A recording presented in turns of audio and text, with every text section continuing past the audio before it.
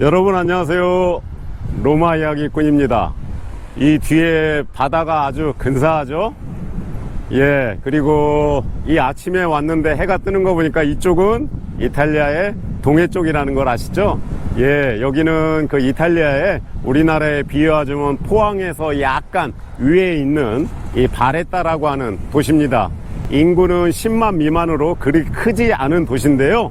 그래도 예전에 이 아드리아 해안을 통해서 이 해상 무역을 할 때는 아주 이 중요한 도시였답니다. 근데 왜 이 하니발의 여정을 쫓던 제가 이 갑자기 동쪽에 바다에 와서 서 있는 걸까요?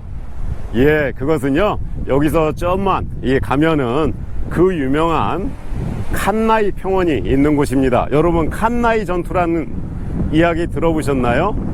예, 여러분, 이 삼국지에 이 적벽대전이 가장 클라이막스라면은 이 포에니아 전쟁, 2차 포에니아 전쟁, 그 하니발 전쟁이 있어서요, 가장 클라이막스는 바로 이 칸나이 평원에서의 전투입니다. 정말로 카르타고군의 모든 군사 약 5만 명, 그 다음에 로마의 모든 끌어모을 수 있는 군사 8만 명이 정말로 평원에서 격전을 벌이던 곳이거든요. 자, 여러분, 저와 함께 이 칸나이 평원에 가서 칸나이 회전, 칸나이 전투를 같이 보실까요?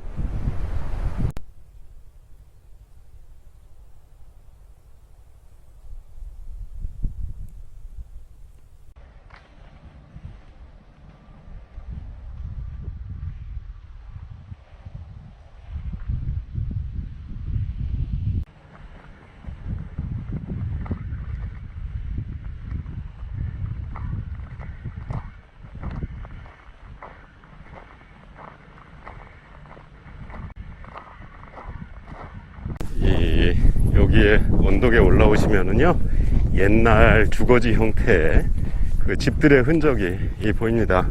이거는 물론 이 하니발 장군이 자고 먹고 살고 하던 곳은 아니고요, 그 전부터 여기에 거주하던 사람들이 계속 살면서 지금 남아있는 그 건축 형태들은요, 12세기 그러니까 중세 때, 그때까지도 여기에 모든 사람들이 모여 살았거든요.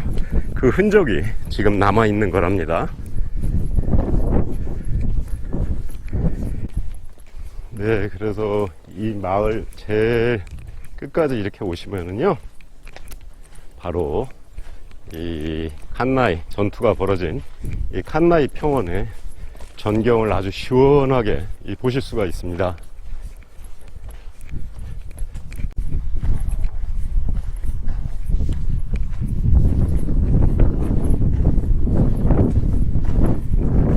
제일 최상의 이 전경을 보실 수 있는 거는요, 저기 서 있는 원주 콜로나라고 하죠. 이 콜로나에서 보시면은 정말 한눈에 아주 시원하게 보실 수 있는 명장소랍니다.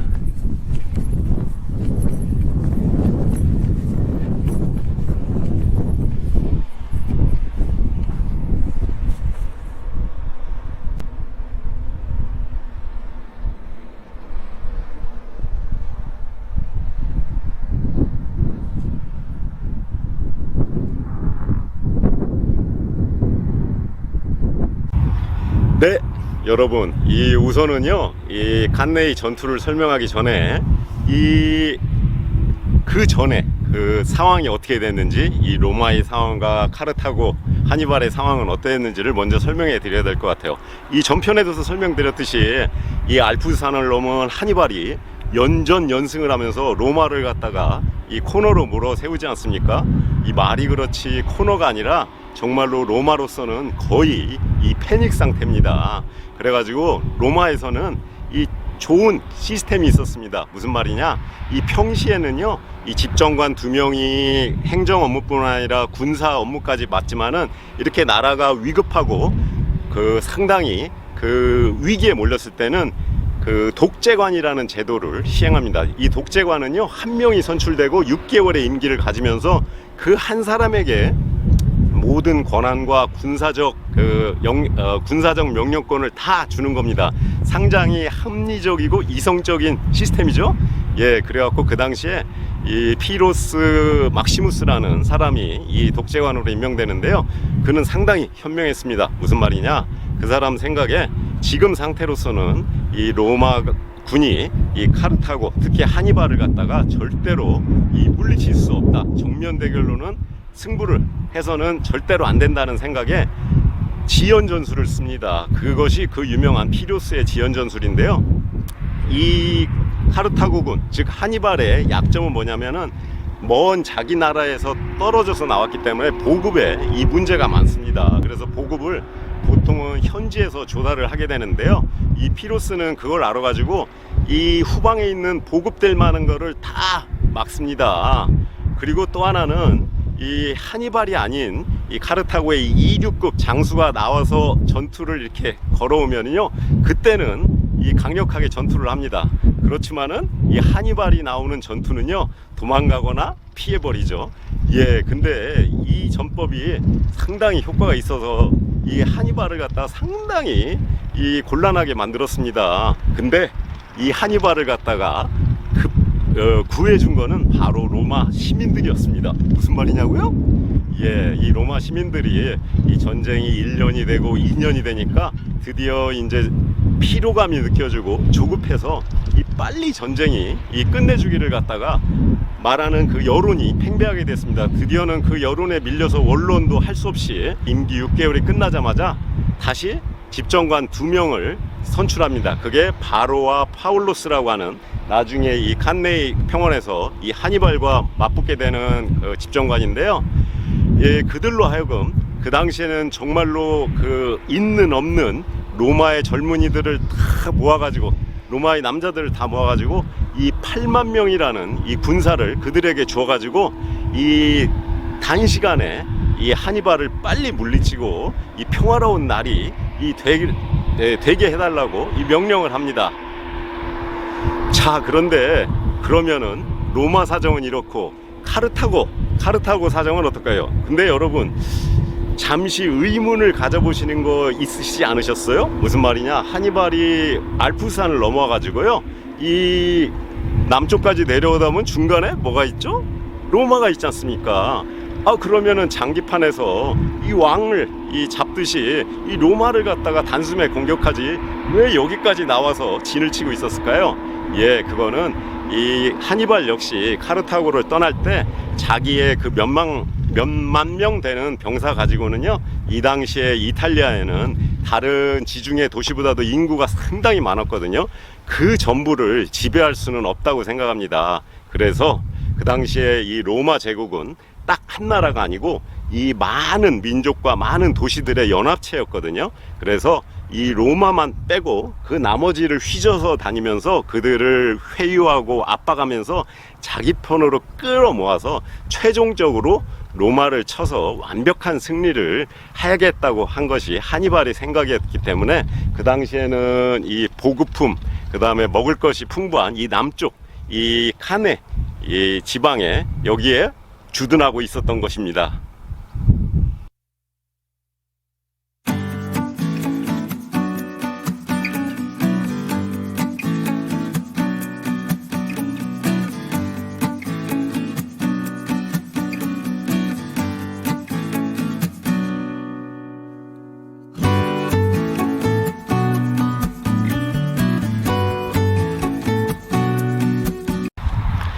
예, 여러분, 그러면은 그날 이 벌어졌던 칸나이 전투에 대해서 설명해 드릴게요.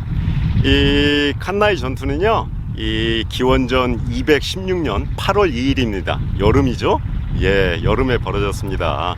이 로마에서는 집정관이 2명이 나왔다고 했죠? 이 파울로스와 바로. 근데 둘이 성격이 아주 다릅니다. 이 파울로스는 신중해서요, 이 그전에 쓰던 이 지구전을 계속 쓰자고 하고요, 바로는 성질이 급하고 공을 세우기를 원합니다. 그래서 한 방에 이 끝내버리자고 합니다. 근데 결국은 이 바로의 뜻에 의해서 결국 이 칸나이 평원에서 대전투가 벌어지는 거죠. 자, 여러분, 상상력을 한번 발휘해 보실까요?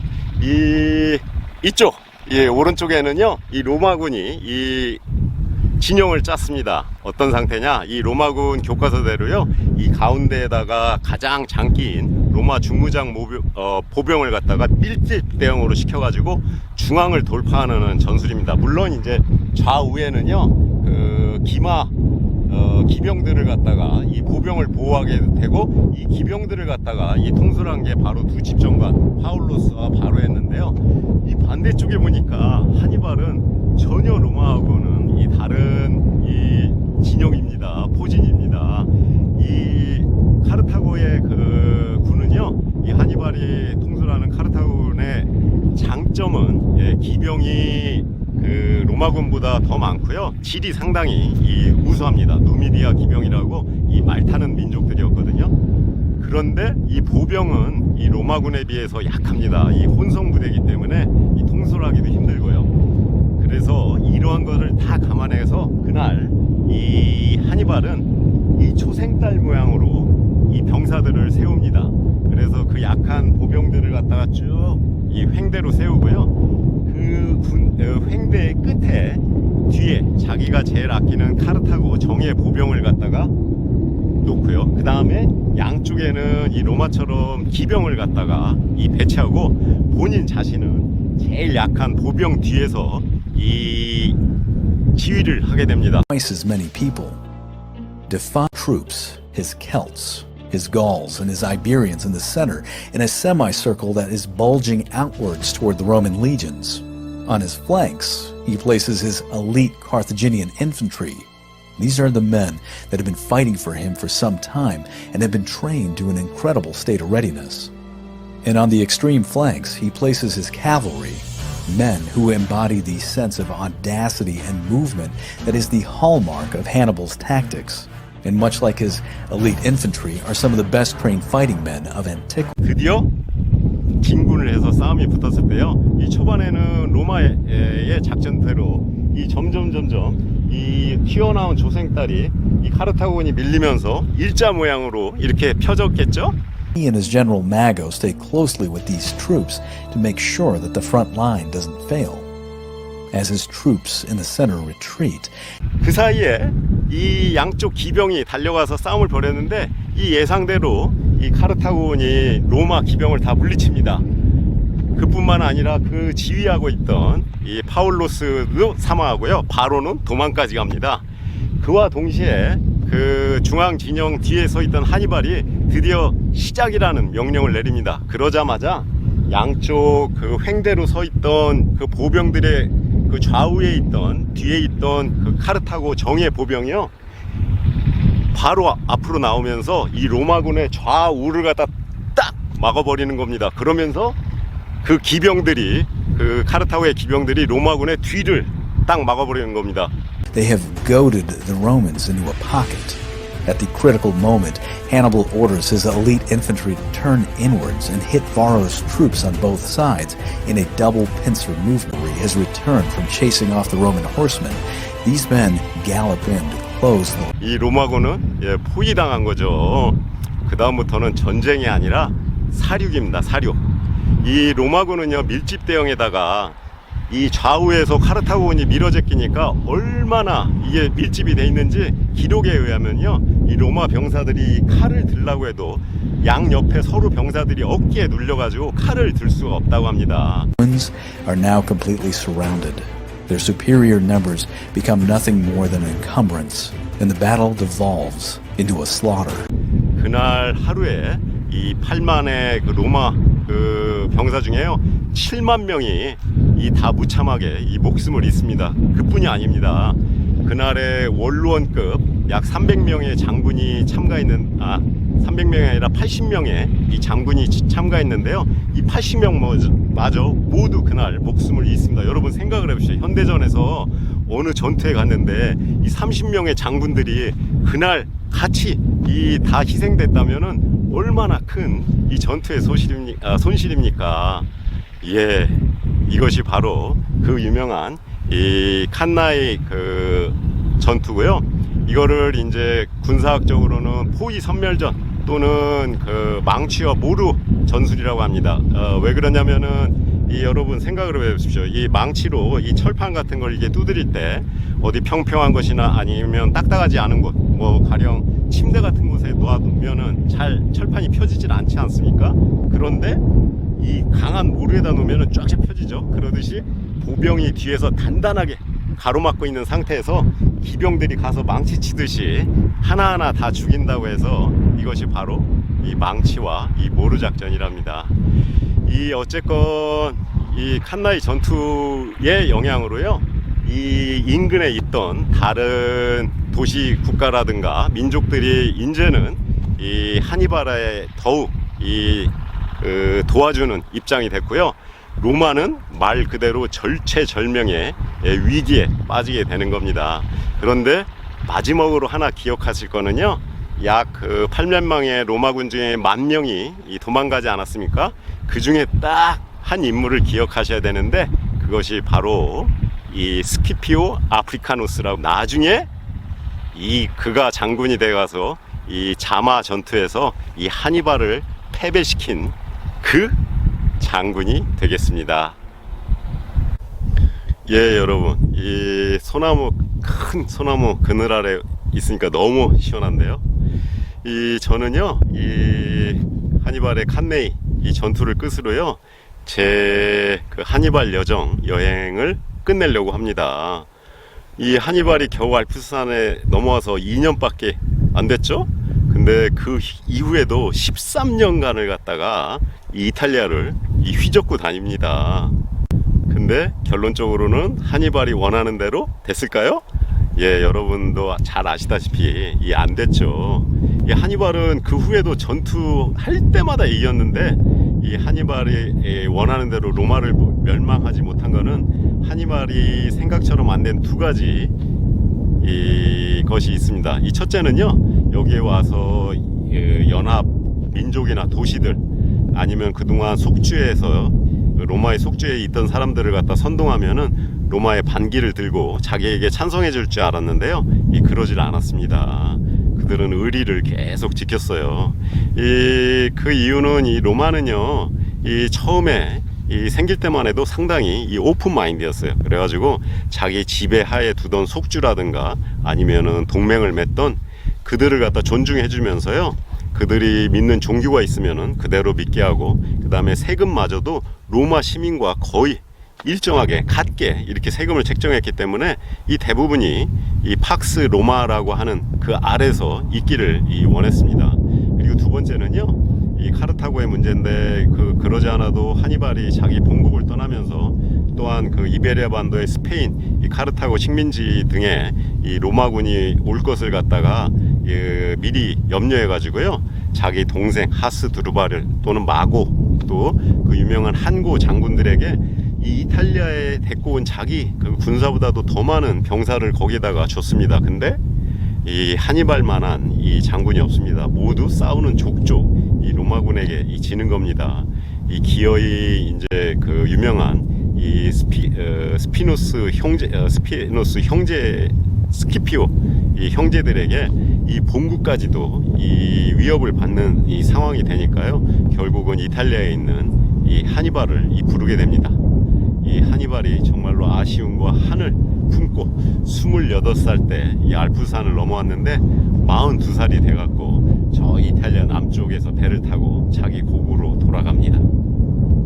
정말 슬펐겠죠? 그 후에는 아시죠? 예, 그 자마 전투에서 이 누구보다도 이 하니발의 이 전술을 갖다가 공부를 많이 하고 연구한 이 스키피오 아프리카누스가 드디어 이 하니발을 무찌르고 카르타고는 급격히 이제 멸망의 길로 빠지는 거죠. 자, 여러분, 그동안 제 여행 재밌었죠? 저는 로마로 다시 돌아갈 거고요. 자, 다음에 더 재밌는 동영상으로 또 뵐 때까지 여러분 안녕.